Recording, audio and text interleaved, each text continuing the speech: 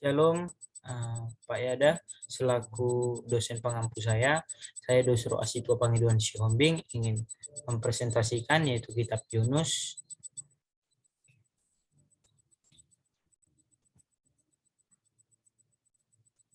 Oke, kita akan membahas yaitu kitab Yunus. Jadi kita bahas tentang pertama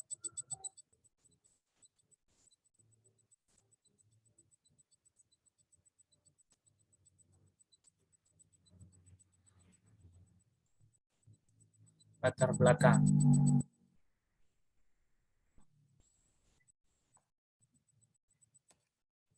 Oke, latar belakang Yunus. Yunus yang namanya berarti yaitu merpati diperkenalkan sebagai putra Amitai. Dia disebut dalam dua raja-raja 14 sampai 25 sebagai yang pertama itu dia sebagai nabi kepada kerajaan utara Israel semasa pemerintahan Yerobeam II. Yerobeam II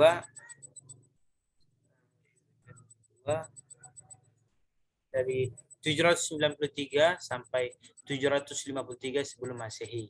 Lalu yang kedua ia berasal dari Gad Hefer 3 sampai 5 km utara Nazaret di Galilea. Oke, jadi dia ini adalah sebagai jadi orang Farisi itu salah ketika mengatakan bahwa tidak pernah ada nabi di Galilea. Jadi orang Farisi itu salah berkata bahwa mengatakan bahwa tidak ada nabi di Galilea. Jadi juga kita bisa baca dalam Yohanes 3 sampai 7 ayat 52 itu disitulah pelayanan nubuat Yunus terjadi tidak lama. Jadi sesudah masa pelayanan si Elisa ini dan itu juga diikuti di pelayanannya oleh Hosea. Terus juga kitab ini juga tidak menunjukkan penulisnya. Jadi ini sangat mungkin. Jadi bisa diperkirakan bahwa yang banyak saya cari, saya baca bahwa penulis kitab ini yaitu Yunus sendiri. Gitu. Kita bahas tentang juga pertobatan Niniwe sebagai tanggapan terhadap pemberitaan Yunus. Banyak orang yang banyak orang tahu cerita tentang Yunus ini yang dia waktu dia diutus Tuhan ke Niniwe. Mungkin ini terjadi pada masa pemerintahan salah seorang dari dua raja Asyur gitu. Yang pertama itu pada Adab Nirari.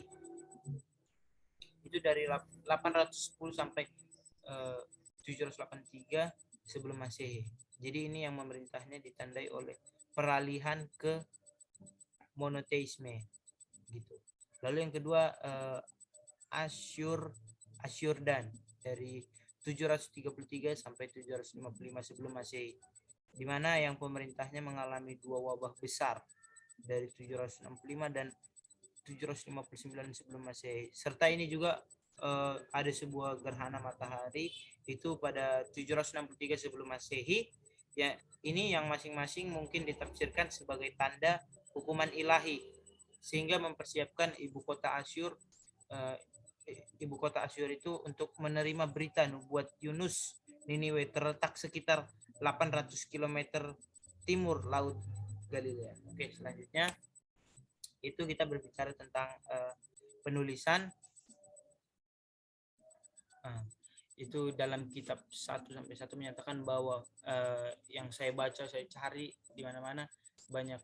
Jadi saya tulis di sini menyatakan bahwa di kitab ini Yunus ayat 1 sampai Yunus 1 ayat 1 ini menyatakan bahwa Nabi Yunus adalah sebagai penulis kitab ini. Lalu banyak penulisan bahwa ketidaktaatan dan kebangkitan rohani menjadi tema kunci pada kitab ini gitu. Oke, next. Kita akan bahas itu tujuan kitab ini. Tampaknya saya sudah tulis tujuan dari kitab Yunus ini. Saya tuliskan di PPT saya.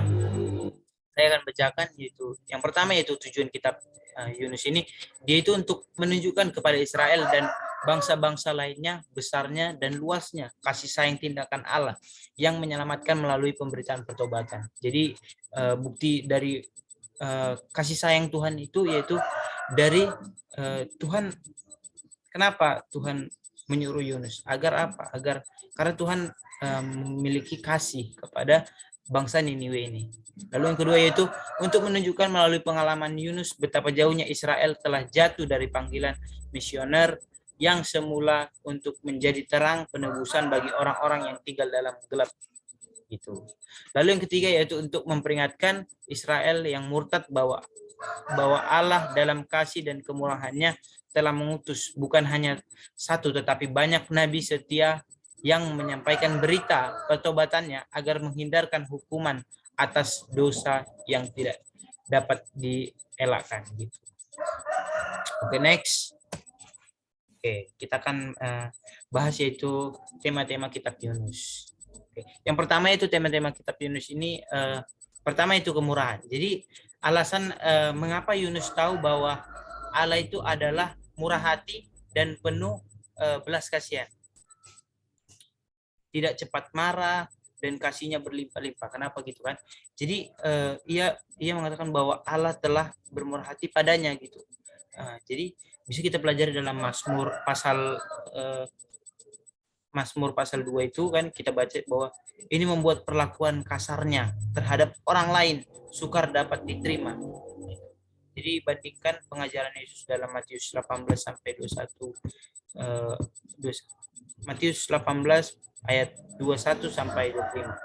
Lalu yang kedua yaitu nubuatan yang tidak digenapi. Nah, jadi berbicara tentang nubuatan yang tidak digenapi yaitu tentang janji Allah melalui Yunus tidak pernah dilaksanakannya. Yang janji Allah yang melalui Yunus tidak pernah dilaksanakannya. Ini yang waktu si Yunus itu menolak panggilan Tuhan, dia malah lari. Dia disuruh ke Niniwe malah dia lari ke tempat yang lain gitu. Hal ini juga mengingatkan pada kita bahwa tidak semua nubuatan itu digenapi, walaupun Allah tidak mempermainkan siapa. Jadi kita siapa yang tahu? Tuhan, hanya Tuhan yang tahu gitu. Jadi ia menganggap pertobatan dan mampu menggenapi maksudnya dengan berbagai cara seperti itu. Lalu yang ketiga yaitu Yunus dan Yesus. Jadi Yesus ini menggunakan pengalaman Yunus sebagai ilustrasi atas dirinya. Gitu. Jadi seperti halnya juga Yesus yang dipilih sebagai seorang hamba melalui suatu mujizat penyelamatan. Jadi pernyataan ini dan ajaran Yesus akan ditegaskan melalui kebangkitannya dari antara orang mati. Jadi kitab Yunus ini mengisahkan panggilan sang nabi untuk pergi ke Niniwe dan kita tanggapannya Yunus kita tahu bahwa banyak orang tahu tentang cerita-cerita Yunus ini gitu. Jadi ini menceritakan tentang ketidaktaatan Yunus pada mulanya serta hukuman Allah sesudah itu juga Yunus ini tidak pergi ke yang Tuhan utus. Dia tidak pergi ke timur laut ke Niniwe. Dia malah naik kapal berlayar ke barat ke Tarsis. Dia pergi malah ke Tarsis. Dia lari dari utusan Tuhan. Jadi inilah tujuan terjauh yang mungkin ke arah yang berlawanan dengan kehendak Allah. Dia melawan kehendak Allah gitu. Jadi tidak lama kemudian juga Yunus menghadapi tindakan balasan Allah dalam bentuk badai besar di laut tengah, di tengah laut itu kan badai besar. Karena Tuhan menunjukkan bahwa Dia Maha Kuasa. Jadi disitulah dia dipermalukan karena ketahuan para pelaut sehingga ketahuan siapa yang mengakibatkan badai ini. Mereka mencari tahu ternyata yang mengakibatkan badai ini yaitu adalah Yunus. Maka semua orang-orang pelaut itu, para pelaut itu membuang dia ke laut. Jadi disitulah dia Tuhan menyediakan tersedia seekor ikan besar untuk menelan dia. Disitulah juga mengisahkan doa Yunus dari ruang unik di dalam perut ikan gitu. Jadi ketika disitulah dia mulai bersyukur ketika pada Allah karena menyelamatkan hidupnya. Disitulah dia berikrar, maksudnya berikrar untuk menaati panggilan Allah. Lalu dia dimuntahkan oleh ikan itu ke darat seperti itu. Karena dia udah minta pengampunan dari Tuhan di situ di hari 3 malam di perut ikan, bayangkan gitu. Ini juga mengisahkan kesempatan kedua bagi Yunus untuk pergi ke Niniwe dan pemberitaan amanat Allah kepada penduduk kota itu. Dia dikasih kesempatan kedua untuk pergi ke Niniwe.